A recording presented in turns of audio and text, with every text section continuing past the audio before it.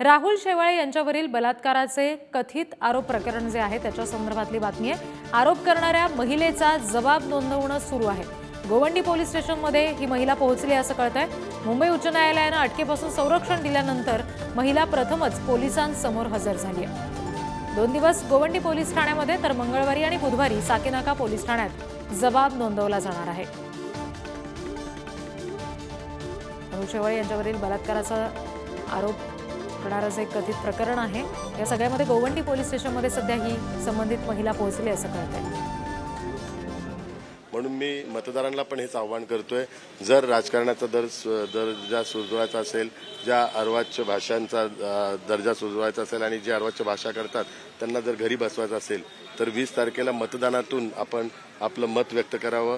तेव्हाच हे सर्व जे खराब राजकारण करणारे लोक आहेत ते घरी बसतील। तर आम्हाला भाजप मुक्त करा असं सुद्धा उद्धव ठाकरे म्हणतात। मी याच गोष्टीचा उल्लेख करतो की ही भाषा रोज रोज वापरून आपण त्यांच्याबद्दल प्रतिक्रिया विचारणार, रोज दिवसभर तीच गोष्ट चालणार।